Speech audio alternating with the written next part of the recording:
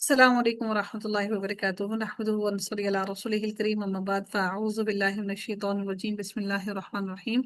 رب اشرح لي صدري ويسر لي أمري واحلل عقدة من لساني يفقهوا قولي. ربنا زدنا علما، اللهم فقهنا في الدين، آمین یا رب العالمین۔ آغاز ہوتا ہے جی ہمارا سورۃ الفتح ہے، سورۃ الفتح کے ساتھ، اور اس کے 4 رکوع ہیں اور 29 آیات ہیں اس کی۔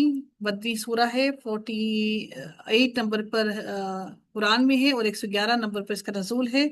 اس کی تفسیر کو دیکھتے ہیں۔ اللہ تعالیٰ ارشاد فرماتے ہیں اِنَّا فَتَحْنَا لَكَ فَتْحًا مُبِينًا۔ اللہ تعالیٰ فرماتے ہیں بے شک اے نبی، ہم نے آپ کو ایک کھلم کھلا فتح دی، کھلم کھلا فتح ہم نے آپ کو دی ہے۔ اور اچھا، یہ جو سورہ ہے یہ نازل کب ہوئی؟ کہ 6 ہجری میں رسول اللہ صلی اللہ علیہ وسلم اور 1400 کے قریب صحابہ عمرے کی نیت سے جب مکہ تشریف لے گئے، لیکن مکے کے قریب حدیبیہ کے مقام پر کافروں نے آپ صلی اللہ علیہ وسلم کو روک لیا اور عمرہ نہیں کرنے دیا، تو آپ صلی اللہ علیہ وسلم نے حضرت عثمان غنی رضی اللہ تعالیٰ عنہ کو اپنا نمائندہ بنا کر مکے بھیجا، تاکہ وہ جو وہاں کے رئیس جو لوگ تھے قریش سے، کہ ان سے گفتگو کر کے انہیں مسلمانوں کو عمرہ کرنے کی اجازت دینے پر آمادہ کریں۔ لیکن حضرت عثمان کے مکہ جانے کے بعد ان کی شہادت کی افواہ پھیل گئی، جس پر آپ صلی اللہ علیہ وسلم نے صحابہ سے حضرت عثمان رضی اللہ تعالیٰ عنہ کا بدلہ لینے کی بیعت کی، اور اس بیعت کو بیعت رضوان کہتے ہیں۔ یہ افواہ غلط نکلی۔ پھر کیا ہوا کہ کفار مکہ نے اجازت نہیں دی، اور مسلمانوں نے آئندہ سال کے آنے پر وعدے پر آئندہ سال آ کر آئندہ سال کے وعدے پر واپسی کا ارادہ کیا کہ آئندہ سال اگلے سال وہ آ کر عمرہ کریں گے۔ وہیں اپنے سر بھی منڈا لیے اور قربانیاں کر لیں کفار سے، اور بھی چند باتوں کا معاہدہ ہوا جنہیں صحابہ کرام کی اکثریت نے ناپسند کیا، لیکن نگاہ رسالت نے اس کے دور کے اثرات کا اندازہ لگاتے ہوئے کفار کی شرائط پر ہی صلح کو بہتر سمجھا۔ حدیبیہ سے مدینہ کی طرف آتے ہوئے راستے میں یہ صورت اتری، جس میں صلح کو فتح مبین سے تعبیر فرمایا گیا۔ یہ جو صلح فتح مکہ کا پیش خیمہ ثابت ہوئی، اور اس کے 2 سال بعد بھی مسلمان مکے میں فاتحانہ طور پر داخل ہوئے۔ اس لیے بعض صحابہ کہتے ہیں کہ تم فتح مکہ کو فتح شمار کرتے ہو، لیکن ہم حدیبیہ کی صلح کو فتح شمار کرتے ہیں۔ اور نبی اکرم صلی اللہ علیہ وسلم نے اس صورت کے بارے میں فرمایا کہ آج کی رات مجھ پر وہ صورت نازل ہوئی جو مجھے دنیا جہان میں سب سے زیادہ محبوب ہے، یعنی کہ پوری دنیا میں سب سے زیادہ محبوب ہے یہ صورت۔ نبی اکرم صلی اللہ علیہ وسلم کو اللہ تعالیٰ نبی اکرم صلی اللہ علیہ وسلم نے فرمایا کہ یہ صورت مجھے سب سے زیادہ محبوب ہے۔ آغاز کرتے ہیں اس صورت کے بارے میں۔ اللہ تعالیٰ ارشاد فرماتے ہیں اِنَّا فَتَحْنَا لَكَ فَتْحًا مُبِينًا۔ در حقیقت نبی اکرم صلی اللہ علیہ وسلم نے یہ خواب دیکھا تھا کہ وہ عمرے کے لیے جا رہی ہیں اور احرام باندھا ہوا ہے، تو اس لیے نبی اکرم صلی اللہ علیہ وسلم اپنے صحابہ کو اپنے ساتھ لے کر عمرے کی نیت سے گئی۔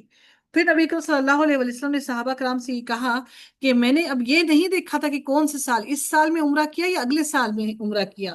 اس لیے نبی اکرم صلی اللہ علیہ وسلم نے تمام صحابہ کو سر منڈا کر قربانیاں کر کے سر منڈوا کر اپنے احرام اتارنے کا حکم دیا، اور اکثر و بیشتر صحابہ نے اس بات کو ناپسند کیا۔ اِنَّا فَتَحْنَا لَكَ فَتْحًا مُبِينًا، بے شک اے نبی ہم نے آپ کو ایک کھلم کھلا فتح دی ہے۔ لِيَغْفِرَ لَكَ اللَّهُ مَا تَقَدَّمَ مِن ذَنبِكَ وَمَا تَأَخَّرَ وَيُتِمَّ نِعْمَتَهُ عَلَيْكَ وَيَهْدِيَكَ صِرَاطًا مُسْتَقِيمًا۔ اللہ تعالیٰ فرماتے ہیں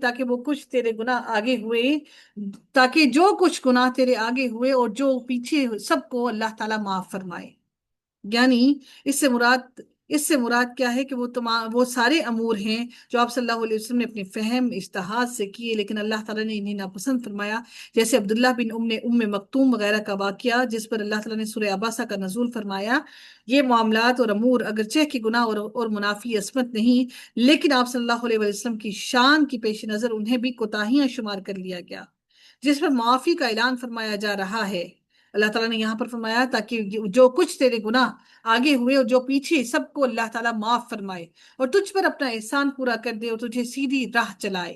وَيَهْدِيَكَ صِرَاطًا مُسْتَقِيمًا، اور تجھے سیدھی راہ پر چلائے، یعنی اس دین کو غالب کر کے جس کی تم دعوت دیتے ہو، یا فتح و غلبہ عطا کرے، اور بعض کہتے ہیں کہ مغفرت اور ہدایت پر استقامت عطا کرے۔ یہ بھی اللہ تعالیٰ کی طرف سے ایک نعمت ہے، اور آپ کو ایک زبردست مدد دے۔ وَيَنْصُرَكَ اللَّهُ نَصْرًا عَزِيزًا، اور آپ کو ایک زبردست مدد دے، یعنی اس پر استقامت نصیب فرمائے اور ہدایت کے اعلیٰ سے اعلیٰ درجے سے نوازے۔ پھر اللہ تعالیٰ نے مزید فرمایا هو الذی انزل السکینۃ فی قلوب المؤمنین لیزدادوا ایمانا مع ایمانہم. اللہ تعالیٰ فرماتے ہیں وہی ہے جس نے مسلمانوں کے دلوں میں سکون اور اطمینان ڈال دیا تاکہ اپنے ایمان کے ساتھ ہی ساتھ اور بھی ایمان میں بڑھ جائیں. اور آسمانوں اور زمین کے کل لشکر اللہ ہی کے ہیں. یعنی اس اضطراب کے بعد جو مسلمانوں کو شرائط صلح کی وجہ سے لاحق ہوا، اللہ تعالیٰ نے ان کے دلوں میں سکینت نازل فرما دی، جس سے ان کے دلوں کو اطمینان، سکون اور ایمان مزید حاصل ہوا. یہ آیت بھی اس بات کی دلیل ہے کہ ایمان میں کمی بیشی ہوتی رہتی ہے. پھر اللہ تعالیٰ نے فرمایا کہ اور آسمانوں اور زمین کے کل لشکر اللہ ہی کے ہیں. یعنی اگر اللہ تعالیٰ چاہے تو اپنے کسی لشکر مثلاً فرشتوں سے کفار کو ہلاک کروا دے، لیکن اس نے اپنی حکمت کے تحت ایسا نہیں کیا اور اس کے بجائے مومنوں کو قتال اور جہاد کا حکم دیا. اسی لیے آگے اپنی صفت علیم اور حکیم بیان فرمائی ہے.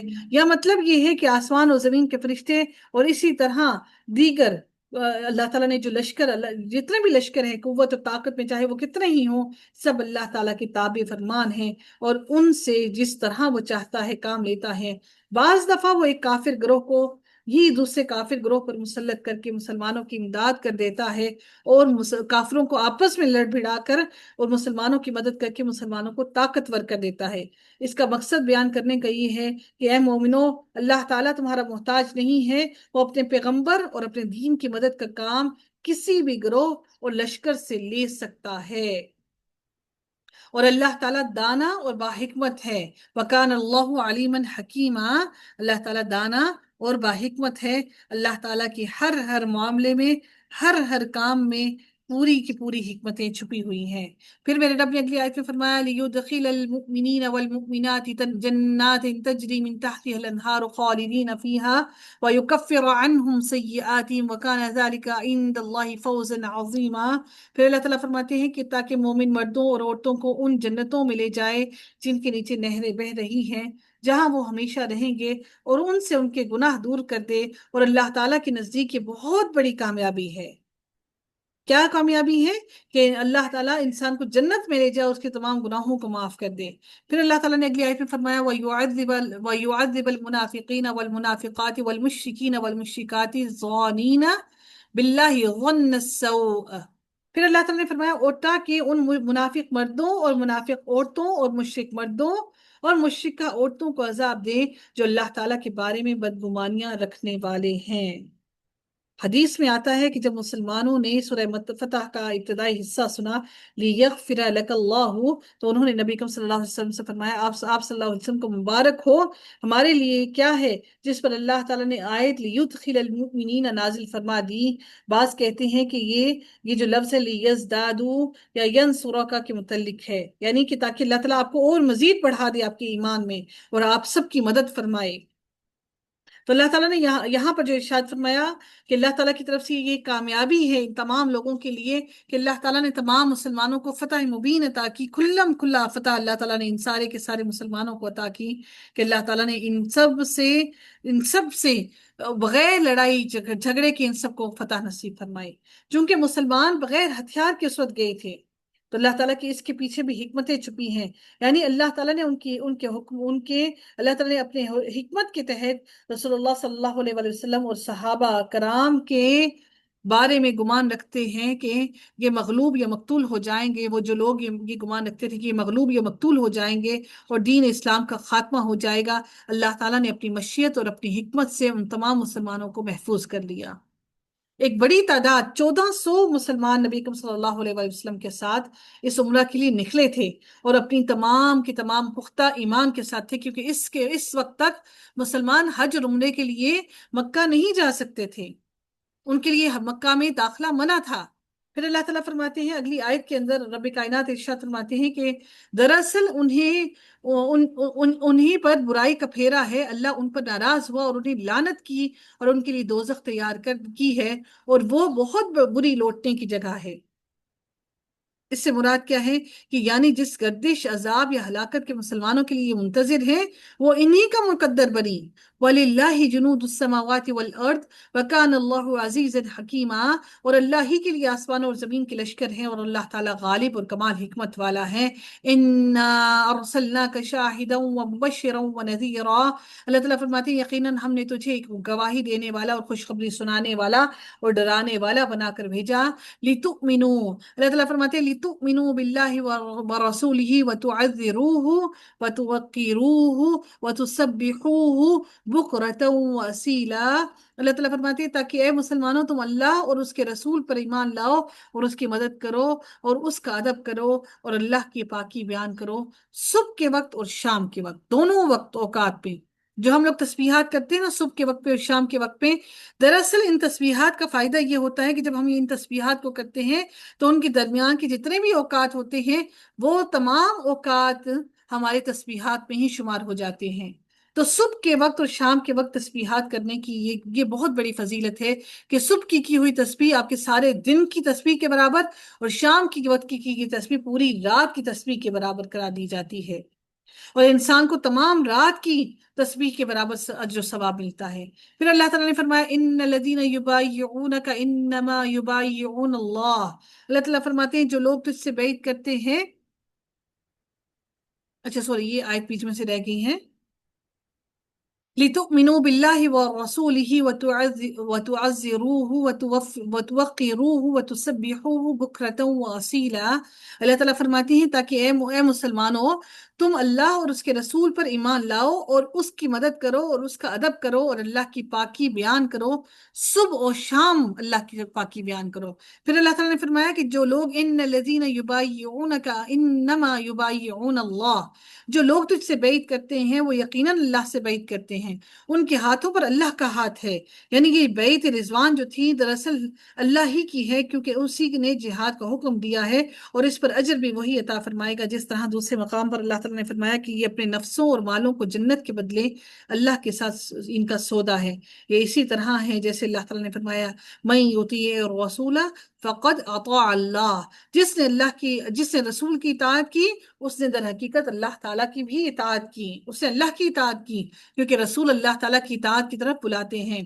اللہ تعالیٰ نے پھر فرمایا جو اگلی آیت کے اگلے حصے میں کہ ان کے ہاتھ پر اللہ کا ہاتھ ہے، آیت سے وہی بیعت رضوان مراد ہے جو نبی کریم صلی اللہ علیہ وسلم نے حضرت عثمان کی شہادت کی جھوٹی خبر سن کر انتقام لینے کے لیے حدیبیہ میں موجود 1400 یا 1500 مسلمانوں سے بیعت رضوان لیا.